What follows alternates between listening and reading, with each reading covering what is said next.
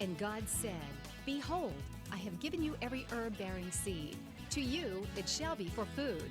Genesis 1:29.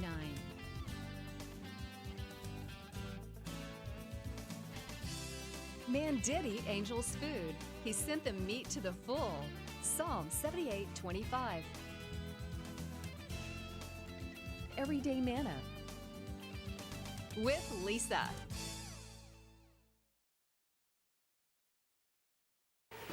Hi everybody, and welcome to Everyday Manna. Today we are going to be making some soup, some sandwiches, and some cookies. And we're going to get started on the soup first. We're going to make a vegetable barley soup, a beef vegetable barley soup. And in my soup stock pot, this is an 8-quart stock pot, I have 2 pounds of very lean ground round in here, just browning. And that's all that's in there. Sometimes, you know, I love soups that have the the beef chunks, like a chuck roast that I cut up and do that. But that takes a long time. And so this is going to be a very quick cooking, easy, delicious, healthy soup. While that's browning, I'm going to get some vegetables prepped. And I've got 3 ribs of celery, because soups, for the most part, start with 2 ingredients, and that would be celery and onion, and sometimes carrots. And I'm just going to cut this up into little small dice. I love celery, as you've heard me say 1,000 times. It's just one of my favorites. I love to eat it raw. Love it stuffed with peanut butter. I shouldn't have put that in my mouth while I'm taping. Absolutely love celery. I've got 1 medium onion here. This is a strong onion. I hope I don't him. That I'm just going to dice. My beef is browning. You just want a medium dice on the onion. And if you find, honestly, and I've been doing this a lot at home, if your kids or someone you're cooking for doesn't like chunks of onion and you want that flavor, I'm going to show you a good thing to do is take either the large holes of a box grater or some kind of a paddle grater and grate the onion in there. I've been doing that a lot because my boys think they don't like onions, but they do. They like the flavor of it. So I grate it in there, and that way they don't see the chunks. It's a good way to sneak some flavor and, you know, nutrition in there, because onions are actually very good for you. So I've got 1 onion that I have placed up here. And I've got lean ground beef, so I am not, this was ground round, which is 85-15, 85% lean and only 15% fat, so it doesn't have a whole lot of fat in here. So I'm not going to drain it, but if you are using a fattier cut of beef, then you would need to drain off any excess the grease that's on there. You don't want that in your soup. Now I've just got that browned in here.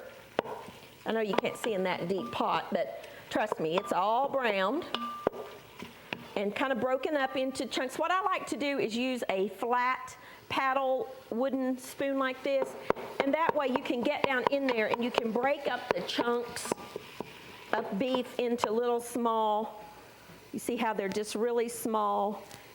That's what you want. You don't really want the big chunks, because you want this to spread throughout all the soup. And to that, I'm going to add my onion and my celery, and I'm preheating my oven to 350 degrees for the cookies. So I'm going to put in my celery and my onion, and I'm going to saute that in there with a little bit of salt. Let me get my little spoon. About a teaspoon or so of salt. Flavor it as you go. This is a 1/2 teaspoon measure. I'm going to put a teaspoon and a half of salt. And some fresh cracked pepper. You know me, I love pepper in my soups. In anything, I love black pepper. It's so funny if I'm in a restaurant and I love salad, and I always get a salad, or almost always get a salad when I'm in a restaurant, and typically they don't have a fresh pepper grinder, and I like a lot of pepper, so what I will do is unscrew the lid off the pepper shaker and then just sprinkle the pepper over my salad. I can't tell you how many times I've had whoever's the server there say to me, "Oh, did you mean to do that? Do I need to get you another one?" I'm like, "Nope, that's what I wanted." I like to see that pepper. So I'm just going to kind of let those go for a minute. Now I'm going to add about a teaspoon of dried Italian seasoning and 2 bay leaves, because they're small. If your bay leaves are big, dried bay leaves. If they're big, you only need 1. And the same rule applies that you've heard me say so many times. Put your spices and things in there before your liquids. Let the oils, the fats, if you will, from the beef bloom those spices and bring out the flavor. So I always try to do that before I add any liquids. And soup is one of those things. You could totally do this in your crock pot. I would brown the beef first and then just put everything in your crock pot, put it on low, and there you go. Now I'm going to add a box or 32 ounces of chicken broth to this. I'm also going to add 1 can or a cup or so of beef broth. And I like the combination of the two. I like to blend them together. And I'm actually just going to let that kind of come up to a simmer before I add any more of the vegetables, except for 1 can of just diced tomatoes. If you have fresh garden tomatoes at home, just take a couple of good-sized tomatoes and dice them and put them in there. But otherwise, a can of diced tomatoes is fine. Regular diced, you could use the fire roasted. If you have the fire roasted diced tomatoes, that would be fine too. And I'm just going to let this come up to a simmer and go for about 5 minutes or so until the onion and the celery is getting just a little bit tender. And then we will add the rest of our ingredients into our soup and then just let it simmer. I'm going to take a quick break, kind of clean up my board. When I come back, we're going to start on the cookie. We're going to make drop Hermit cookies. They are fabulous. I'll be back in just a second.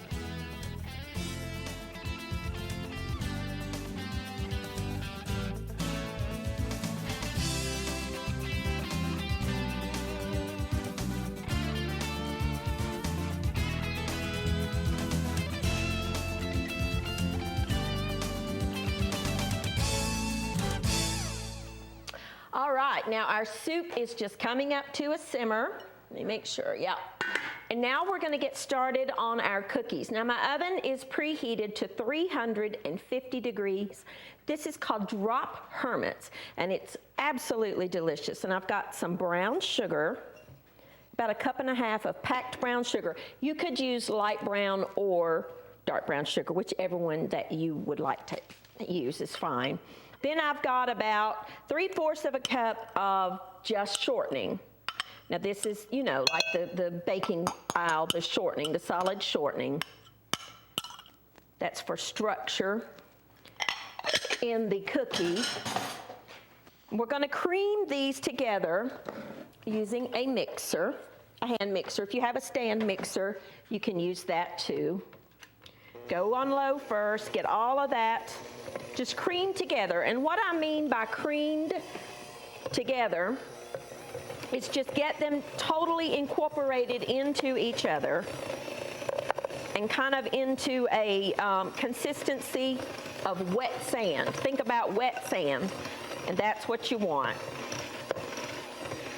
To that, I'm going to add some ground cloves, ground cinnamon, and instantly, boy, you smell that cloves and cinnamon, and it's absolutely delicious. Now I'm going to set that to the side for just a second because I need to add some nutmeg, and I always use fresh nutmeg.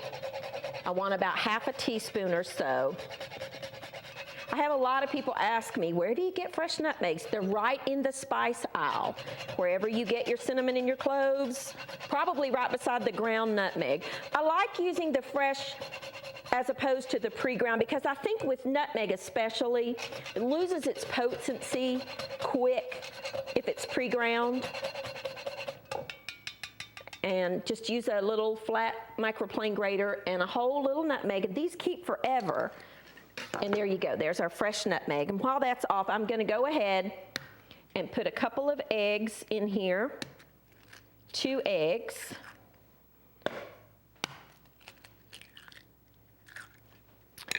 Put that in there and beat that together with a couple of tablespoons of just 2% milk. Get that all combined.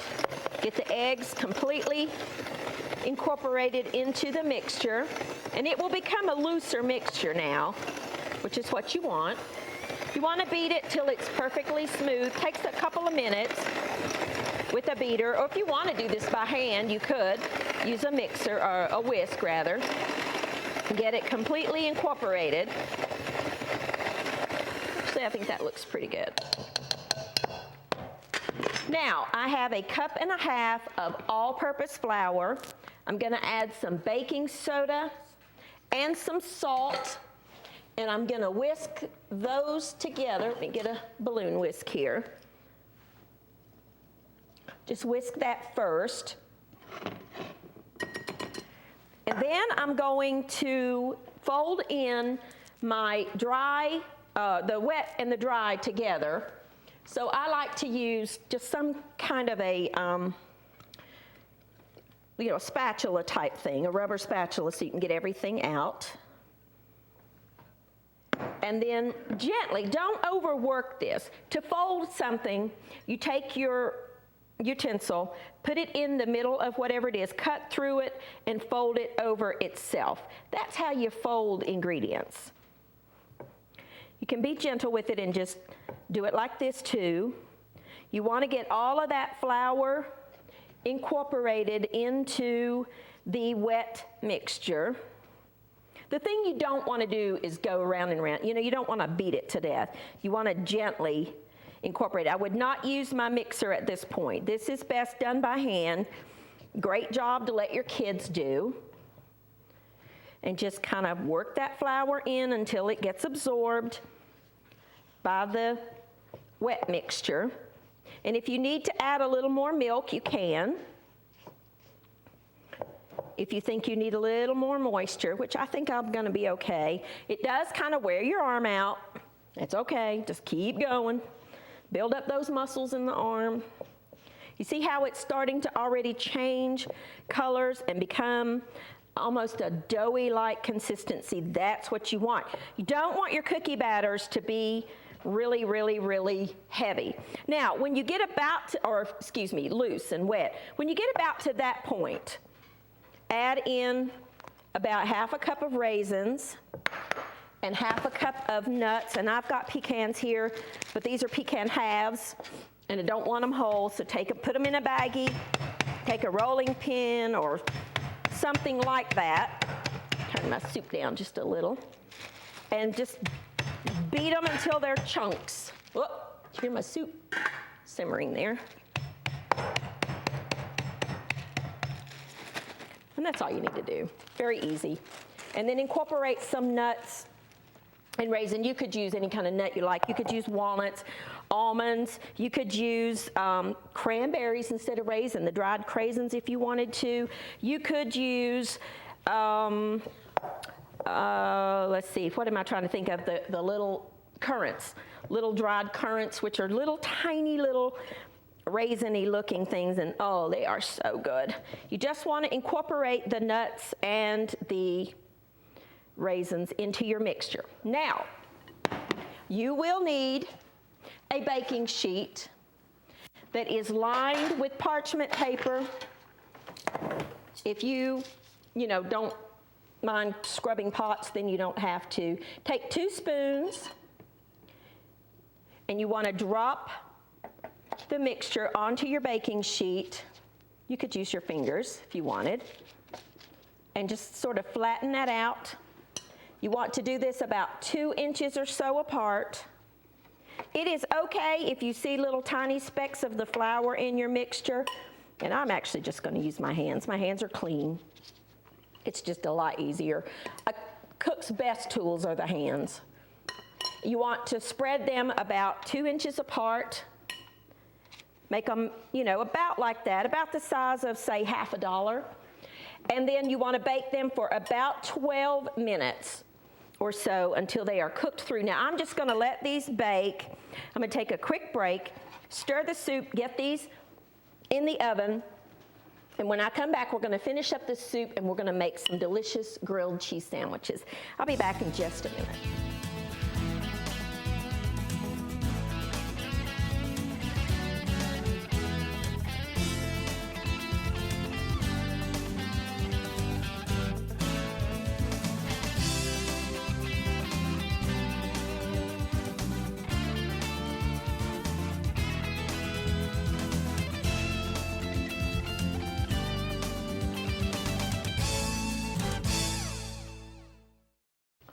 All right, now our cookies are in the oven and we're gonna add some goodness to our soup. I have 2 good-sized Idaho potatoes and I have scrubbed them and left the peelings on because I really want that extra fiber and vitamins and nutrients that come from the peeling. And all I did was cut them in half and then I'm cutting them into cubes. If you want to peel them, you can. I just don't want to. I like the peeling on mine. I did add about 8 ounces or so of just water to the soup. So if you find you need to add a little more liquid, you can. Just water or chicken broth if you want, or another can of beef broth. So I'm going to add the 2 potatoes, which is going to bulk up that soup quite a bit. Then I'm going to add an ingredient that I bet some of you are not familiar with, but you should be because it's delicious and it's so good for you. This is one of those soups. Now sometimes when I have made this, I add quick cook barley to it, which is comes in a box. Now not the pearled barley that takes 45 minutes to cook, but the quick cook barley that takes 10 minutes. My store didn't have that this morning, so I used another ingredient that I have used in the past, and this is a grain, and it is called Farro, F-A-R-R-O. It is an Italian grain. This takes 10 minutes to cook. So when your soup has simmered for a little bit, you want to add about half a cup or so of the farro. If you don't want to add this, you could add quick cook barley. I would add one or the other, but you don't have to. But what you're doing is adding grains, whole grains to your soup, which is fiber and nutrients and deliciousness. Now this particular grain, like I said, this is an Italian grain, used pretty much in Italian cooking.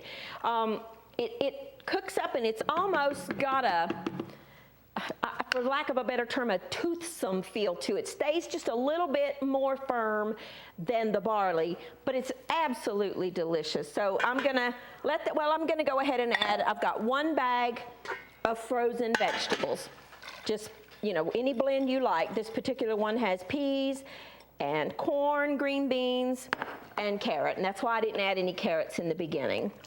And just gonna let that kind of simmer together, and oh, it looks so, so good.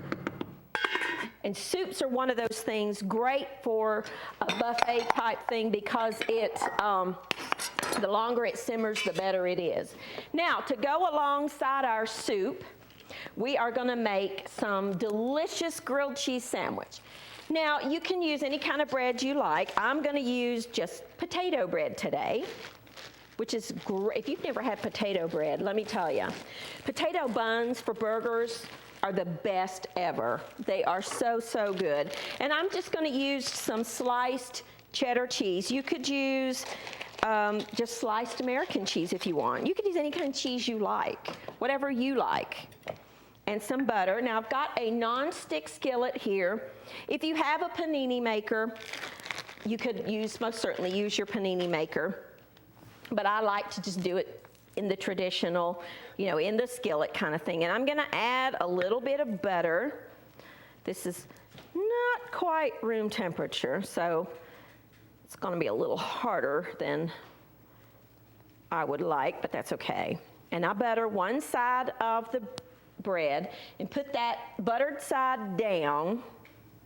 Here's a little hint for you. If your butter isn't quite soft enough, if you will just take the top and take a thin little layer, it gets softer a lot easier. And I like butter. I'm not a fan of margarine. If you like the margarine, by all means, you could use that. I just really don't. I like butter. And I think all things in moderation. If butter has fat in it, cholesterol. But if you use it sparingly, you're much better off. The flavor is just wonderful. So put that buttered side down. Put any kind of cheese you like. I like a couple of cheese. I want to taste the cheese in my grilled cheese sandwiches. So put 2 slices of I'm using cheddar. And then butter the other side of the other slice of bread. Let's go ahead and get that on there. These are just thin little shavings, if you will, of butter. Very thin. So that softens it a little easier. And then butter the other side. And then just cook it till it's golden on one side and flip it over. And there is nothing better than a good grilled cheese sandwich with a bowl of soup, be it vegetable soup or tomato soup, and then put the butter side up. And then when the one side's golden, you just turn it over. I'm just going to cook these sandwiches and check that soup and check on our cookies. All right, now here's our cookies. They baked for about 14 minutes or so. You want them to cook until they're just not doughy in the middle, and you can feel them and tell, see how it doesn't, press in and indent. I always take them off the sheet tray and put them on some kind of little wire liner to let them cool. And it's great, you just slide them right over on the, with the parchment underneath, and they cook. They're wonderful. They're just delicious with a cup of coffee. And they're so good, and they're so good for you. And again, I used pecans and raisins, but you could put any kind of dried fruit that you want, chopped up fine. You could use the craisins, which are the dried cranberries, which I adore. And they come in so many different flavors now. You could add some little mini chocolate chips to the batter if you wanted to. But there's our drop Hermits. Here's our grilled cheese sandwiches. I just cut them in half. And see, the inside is just gooey and melted. And they're golden brown on both sides. You see how they're just golden on that side and then golden on that side. You just turn it over on the skillet until the cheese melts. And then for the soup, oh, so, so good. And I like soup year round. It does not have to be cold for me to want a bowl of soup. But, be sure, that brings up a point. You see these little bay leaves that we put in the beginning? Take those out, because you don't want anybody eating those. They get choked on them. And by themselves, they don't taste very good, but they do add a lot of flavor. A nice big bowl of steaming hot soup with our grilled cheese sandwich. And I just got to tell you, my favorite way to do this is dunk the edge of this down in the juice of the soup. That would be wonderful made in a crock pot. Just put it in there in the mornings. Then when you come home from your day, your soup is done. Great leftovers. Soups are one of those things that make the full recipe. It's even better the next day, the next couple of days. The flavors have a chance to meld together, to marry, if you will. It's even better the next day. And maybe you're, a household of 1 or 2. What you can do is make this soup, let it cool completely down, and then get the little single-serve containers that you can put in the freezer. Leave about 1 inch of headspace at the top. When it's cool, portion it out and then put that in the freezer. And then when you want to have a good meal, homemade soup in the freezer, love to do that. If I'm making a particular soup that maybe my family doesn't like but I love, then I will portion it out, freeze it, and then when I want homemade soup, I've got it. So that's a great little way to stock up your freezer for days that maybe you don't feel well and you want to have a hot bowl of soup, but you don't want to stand there and cook it. Freeze the leftovers, and then you've got them ready to go. Make it any day of the week. Great, great, great meal. Great buffet type meal. Make up your grilled cheese sandwiches, have the soup on there, and then everybody can help themselves. So there you go, a quick, easy, delicious, and healthy meal. Wonderful vegetable barley soup with grilled cheese sandwiches and drop Hermit cookies for dessert. Thank you for joining with me, and I will see you next time on Everyday Manna. Thank you for watching Everyday Manna with Lisa. This program is made possible by viewers like you. Your support is continually needed to keep Christian programming on the air. Please send your best financial gift to Living Faith Television in care of Everyday Manna, P.O. Box 1867, Abingdon, Virginia 24212.